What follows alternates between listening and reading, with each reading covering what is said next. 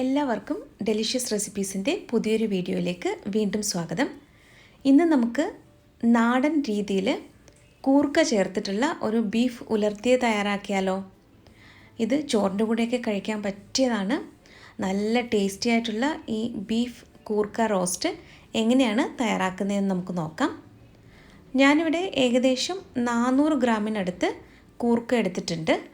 ഇത് നന്നായിട്ടൊന്ന് കഴുകിയെടുത്ത ശേഷം ഇതിലേക്ക് കുറച്ച് വെള്ളം ഒഴിച്ചിട്ട് ഇത് 2 മണിക്കൂർ നമുക്കൊന്ന് മാറ്റി വയ്ക്കാം. അടുത്തതായിട്ട് നമുക്ക് ബീഫ് ഒന്ന് വേവിച്ചെടുക്കണം. അപ്പോൾ 3/4 കിലോ ബീഫിലേക്ക് ആവശ്യത്തിനുള്ള ഉപ്പും 1/2 ടീസ്പൂൺ മഞ്ഞൾപ്പൊടിയും 3/4 കപ്പ് വെള്ളവും കൂടി ചേർത്തിട്ട് പ്രഷർ കുക്ക് ചെയ്തെടുക്കണം. ആദ്യം തീ കൂട്ടി വെച്ചിട്ട് ഒരു വിസിൽ വന്ന ശേഷം മീഡിയം ഫ്ലെയിമിലേക്ക് മാറ്റിയിട്ട് 5 വിസിൽ വരുന്നത് വരെ ഇത് വേവിച്ചെടുക്കണം.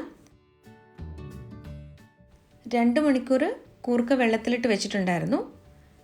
2 മണിക്കൂറിന് ശേഷം ഇത് നല്ലതുപോലെ കഴുകി വൃത്തിയാക്കി എടുത്ത് തൊലിയൊക്കെ കളഞ്ഞിട്ട് ഒന്ന് കട്ട് ചെയ്തെടുത്ത് വെച്ചിട്ടുണ്ട്.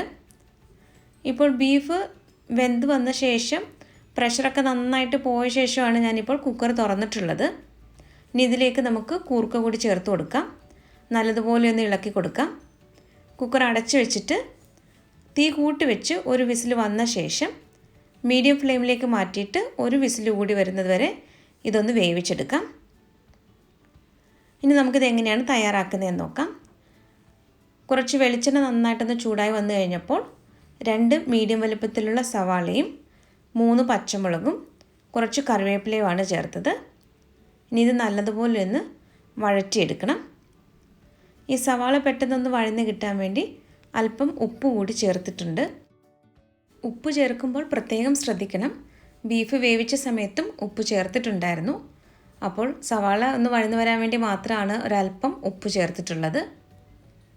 1 ടേബിൾ സ്പൂൺ വീതം വെളുത്തുള്ളി ചതച്ചതും ഇഞ്ചി ചതച്ചതുമാണ് ഇപ്പോൾ ചേർത്തത്.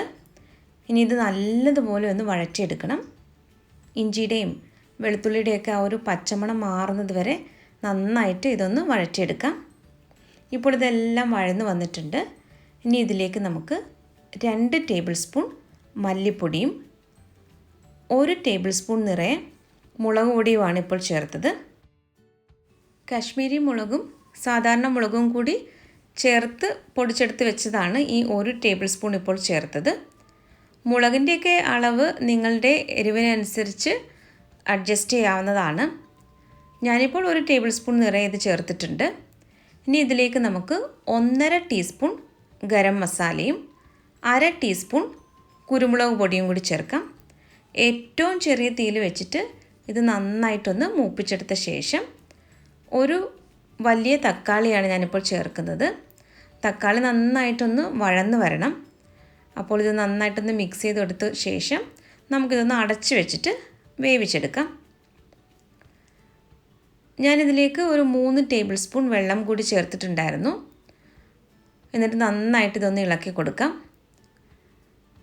ഇപ്പോൾ തക്കാളിയൊക്കെ പാകത്തിന് നല്ലതുപോലെ വഴന്ന് വന്നിട്ടുണ്ട്. ഈ സ്പൂൺ ഉപയോഗിച്ചിട്ട് ചെറുതായിട്ടൊന്ന് പ്രസ് ചെയ്ത് കൊടുത്താൽ മതിയാകും. ഇനി ഇതിലേക്ക് നമുക്ക് വേവിച്ച് വെച്ചിരിക്കുന്ന ബീഫും കൂർക്കയും കൂടി ചേർത്ത് കൊടുക്കാം. ബീഫ് വേവിച്ച ആ വെള്ളത്തോടു കൂടി തന്നെ വേണം ഇതിലേക്ക് ചേർക്കേണ്ടത്. നന്നായിട്ട് ഒന്ന് ഇളക്കി കൊടുക്കാം. ഇനി ഈ ചാറൊക്കെ ഒന്ന് വറ്റി ഈ ബീഫിലും കൂർക്കയിലും ഒക്കെ നന്നായിട്ട് മസാല പുരണ്ട് വരുന്ന രീതിയിൽ ആക്കിയെടുക്കണം. ഇപ്പോൾ ഞാൻ തീ അല്പം കൂട്ടി വെച്ചിരിക്കുകയാണ്. ഈ സമയത്ത് ഉപ്പൊക്കെ പാകമാണോ എന്ന് നോക്കണം. കുറവാണെങ്കിൽ ചേർത്ത് കൊടുക്കാം. ഇവിടെ ഉപ്പും എല്ലാം പാകത്തിനുണ്ട്. ഞാനിതിലേക്ക് ഒരല്പം കറിവേപ്പില കൂടി ചേർത്ത് നന്നായിട്ടൊന്ന് ഇളക്കി കൊടുക്കുകയാണ്. ഇതുപോലെ ഇടയ്ക്കിടയ്ക്കൊന്ന് ഇളക്കി കൊടുക്കണം. ഈ ബീഫും കൂർക്കയും ഈ മസാലയുമായിട്ട് ചേർന്ന് നന്നായിട്ടൊന്ന് മിക്സായി വരണം. ഇപ്പോൾ ചാറൊക്കെ നന്നായിട്ടൊന്ന് കുറുകി വന്നിട്ടുണ്ട്. ഞാനിതിലേക്ക് ഒരല്പം മല്ലിയില കൂടി ചേർക്കുന്നുണ്ട്. നല്ലതുപോലെ ഒന്ന് ഇളക്കി കൊടുക്കാം. ഇപ്പോൾ ബീഫിലും കൂർക്കയിലും ഒക്കെ മസാലയൊക്കെ നന്നായിട്ട് ഒന്ന് പുരണ്ട് വന്ന രീതിയിലാണ് ഇരിക്കുന്നത്. ഇത് തണുത്ത് കഴിയുമ്പോൾ കുറച്ചുകൂടി നല്ലതുപോലെ ഒന്ന് ഡ്രൈ ആയി വരും. അപ്പോൾ ഇത് മസാലയുമായിട്ട് ഇങ്ങനെ ഒന്ന് പുരണ്ടിരിക്കുന്ന ഒരു രീതിയിലാണ് ഞാൻ തയ്യാറാക്കുന്നത്. കണ്ടില്ലേ, നമ്മുടെ ബീഫും കൂർക്കയും ഉലർത്തിയത് ഇവിടെ റെഡി ആയിട്ടുണ്ട്. അപ്പോൾ ഇന്നത്തെ നമ്മുടെ ഈ നാടൻ രീതിയിൽ തയ്യാറാക്കിയ ബീഫും കൂർക്കയും എല്ലാവർക്കും ഇഷ്ടമായെന്ന് കരുതുന്നു. അപ്പോൾ നമ്മുടെ ചാനലിലെ റെസിപ്പികളൊക്കെ ഇഷ്ടമാകുന്നുവെങ്കിൽ ചാനൽ കൂടി സബ്സ്ക്രൈബ് ചെയ്യാൻ മറക്കരുത്. അപ്പോൾ മറ്റൊരു നല്ല റെസിപ്പിയുമായിട്ട് വീണ്ടും വരാം. താങ്ക്